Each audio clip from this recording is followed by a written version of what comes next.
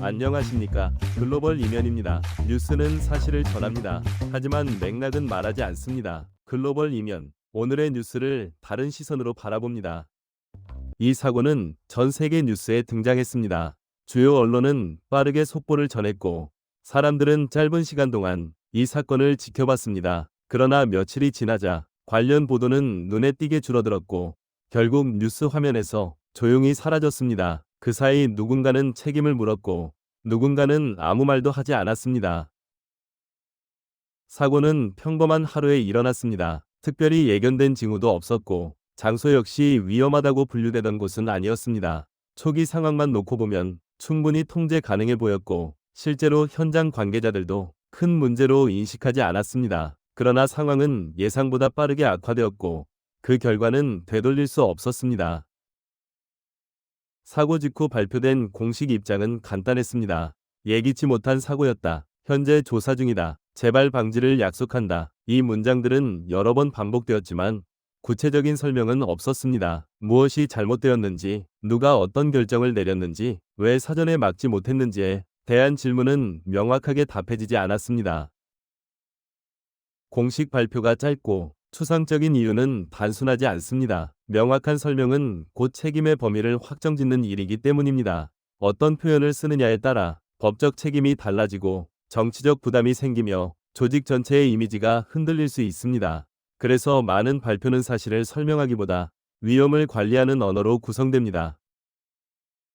시간이 지나면서 여러 기관이 각자의 입장을 내놓기 시작했습니다. 한쪽은 지침을 따랐다고 말했고, 다른 쪽은 권한이 없었다고 설명했습니다. 책임은 한 지점에 머물지 않았고, 조금씩 방향을 바꾸며 이동했습니다. 그 과정에서 누구도 명확하게 책임을 인정하지 않았고, 사건의 중심은 점점 흐려졌습니다. 이런 상황에서는 개인의 잘못보다 구조의 문제가 더 크게 작용합니다. 의사결정은 여러 단계를 거치고 권한은 분산되어 있으며 최종 책임자는 명확하지 않습니다. 이 구조 안에서는 모두가 일부만 관여했을 뿐 전부를 책임지지 않습니다. 결과적으로 사고는 발생하지만 책임질 사람은 남지 않게 됩니다. 조사는 진행 중이라는 말이 반복되었지만 조사 과정은 공개되지 않았습니다. 결과 발표는 계속 미뤄졌고 질문을 던지던 언론의 숫자도 줄어들었습니다. 시간이 흐르자 새로운 뉴스가 등장했고 이 사고는 점점 과거의 일처럼 취급되기 시작했습니다. 조사가 끝났는지 결론이 났는지는 명확하지 않았습니다. 사회의 관심은 오래 머물지 않습니다. 새로운 사건이 등장하면 이전의 사고는 자연스럽게 밀려납니다. 조사 결과가 늦어질수록 사람들의 기억에서도 사건은 흐릿해집니다. 이때 침묵은 의도적인 선택이 아니라 관심 부족이라는 이름으로 굳어집니다.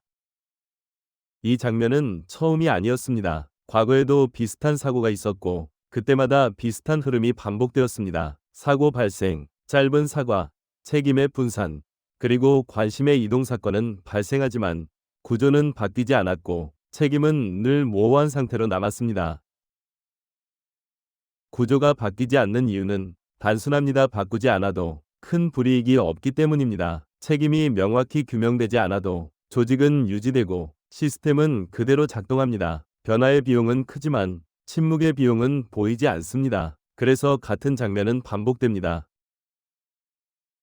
뉴스가 사라진 이후에도 사람들은 그 자리에 남아 있었습니다. 피해자와 가족, 그리고 사고가 일어난 지역의 사람들입니다. 그들의 일상은 사고 이전으로 돌아가지 않았지만 사회의 관심은 이미 다른 곳으로 향해 있었습니다. 이 사고는 끝난 것이 아니라 보이지 않게 이어지고 있었습니다. 시간이 지나자 사건은 검색어에서 사라졌고 대화 속에서도 거의 언급되지 않게 되었습니다. 그러나 해결된 것은 아무것도 없었습니다. 책임이 명확히 규명되지 않은 사고는 결국 기억되지 않는 사고가 되었습니다.